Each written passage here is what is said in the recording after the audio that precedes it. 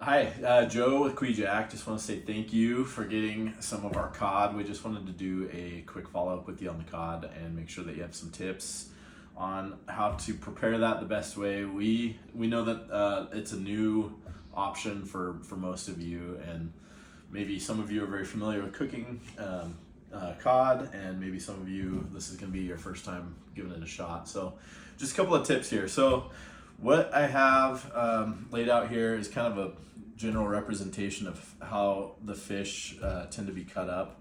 This piece, sometimes on bigger fish, these sections here will be cut up more like this. So you kind of have your front, middle, and tail sections. Smaller fish, you may not get as much of a middle piece out of it here.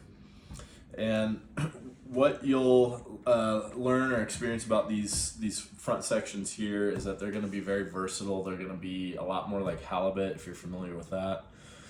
You can cook them a lot of different ways. It's a thicker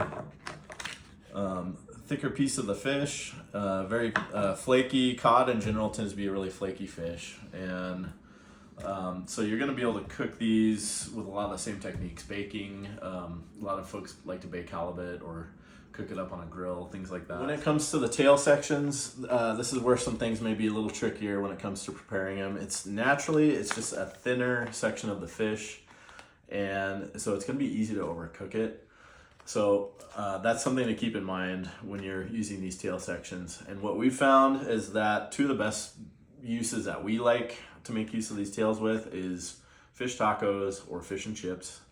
I'm sure there's a lot of other options for those of you who are good chefs out there. But these tend to work great for that for a couple reasons. So when you cook these up, if you're making fish tacos, you can shred the meat easily into taco meat. So that's a good bonus there. Fish and chips, you can cut this in half. We tend to trim the tail off here, the very tip of that off. There's not a lot of meat on those in general. And then when you cut this in half, you get two sections that are great for fish and chips. So just gonna give you a quick demo of that here and point out maybe one or two other things to be aware of. So I'll just go ahead and trim this section off here. And before I cut through here, I just want to show you, this doesn't have much of it, but near that dark section there, it's not uncommon that you can get a tougher, I don't know that I would call it cartilage, but there can be a tougher section right in the middle. And so this is also a good time if you're making fish and chips. You can, when you cut this, if you be on the lookout for that, it may be worth trimming around that. So I'm gonna just trim this section here and see what we see on that. I don't see much of it, but I am gonna just trim this section out right here. A little bit darker. It might have been okay, but before we bread that and cook that up, now I know for sure we've got two great pieces of fish here, and so those are ready to go.